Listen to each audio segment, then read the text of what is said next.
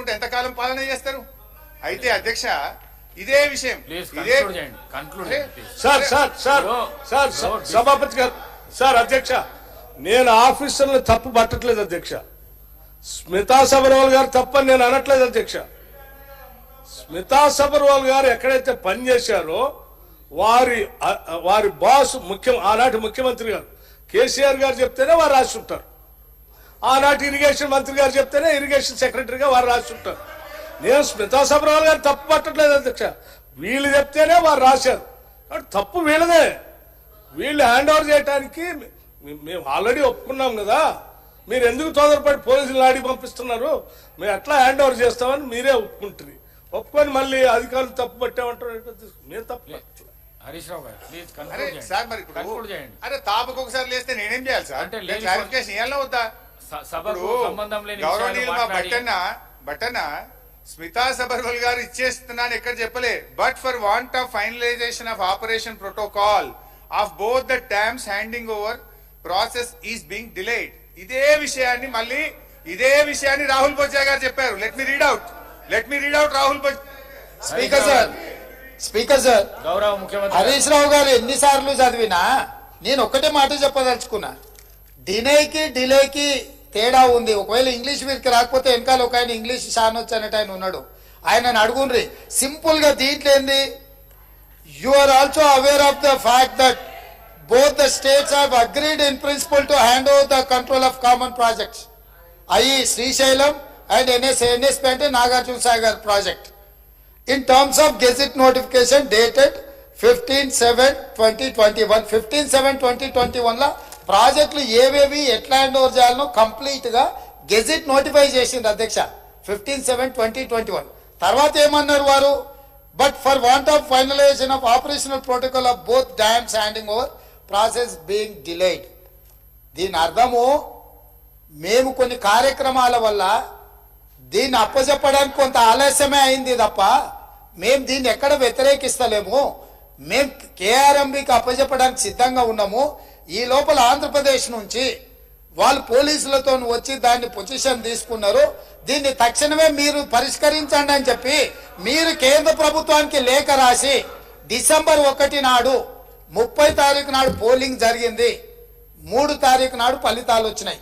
1 తారీఖు డిసెంబర్ నాడు స్పష్టంగా ఆనాటి ముఖ్యమంత్రి మరియు సాగునీటి పారుదల శాఖ మంత్రి కల్వకుంట్ల చంద్రశేఖరరావు గారు, వారి ప్రిన్సిపల్ సెక్రటరీ, సాగునీటి పారుదల సెక్రటరీగా అఫీషియల్ గా వీళ్ళు లెటర్ రాసి ఇన్ని రోజులు ఇన్ని నీతులు చెప్తున్నాడు కదా, ఇన్ని రోజులు మా స్మితా సబర్వాల్ గారు ఈ రకమైన లేఖ రాసిండ్రు, మా ప్రభుత్వ విధానము అని ఎప్పుడైనా చెప్పినా ఈ రోజు ఉత్తమ్ కుమార్ రెడ్డి గారి లేఖ తీసుకొచ్చి బయట పెట్టినాక ఇప్పుడు మాట్లాడుతున్నారు ఏంది, అవును మా స్మితా సబర్వాల్ గారు లేఖ రాసిండ్రు, మా ముఖ్యమంత్రి గారి ఆలోచననే ఇది అని.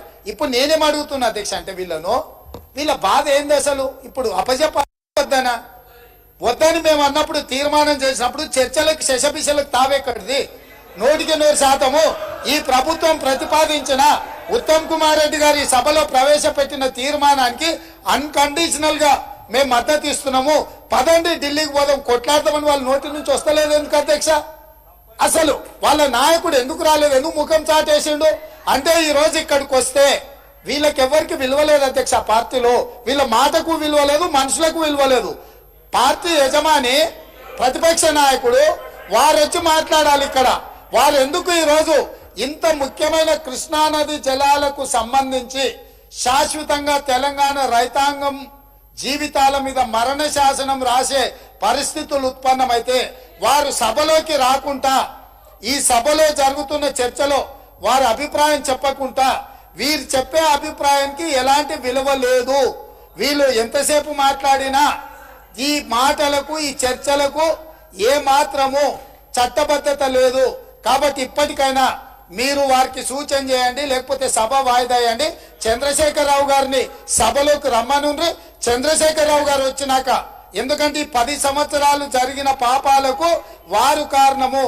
పాపాల భైరవుడి సభలోకి వచ్చి చర్చ చేస్తే తప్పకుండా మేమందరం కలిసి సమాధానం చెప్తాం. వారిని సభలోకి రమ్మనుండ్రి, చర్చ చేద్దాం.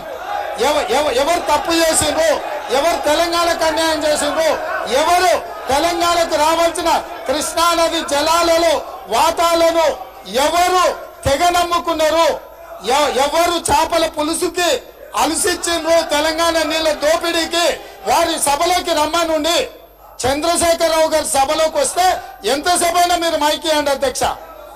వారికి వీరికి ఏ అధికారము, ఏ హక్కు, ఏ అవకాశం లేదు. కాబట్టి చంద్రశేఖరరావు గారు ఈ సభలోకి వచ్చి వారు మాట్లాడుతూ ఇక వారు మాట్లాడడానికి ఏమీ లేదు, వారు చెప్తే వినడానికి కూడా ఏమీ లేదు అధ్యక్ష.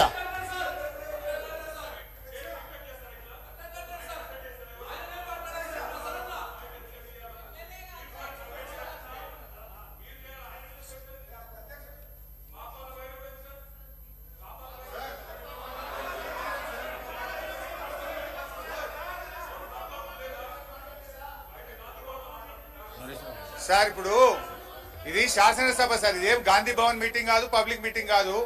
ముఖ్యమంత్రి గారు మాట్లాడిన అన్పార్లమెంటరీ లాంగ్వేజ్ ను మీరు దయచేసి డిలీట్ చేయాలని చెప్పి రిక్వెస్ట్ చేస్తున్నా అధ్యక్ష.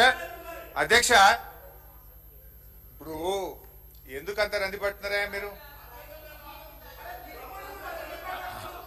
హరీష్ రావు గారు అధ్యక్ష ఇప్పుడు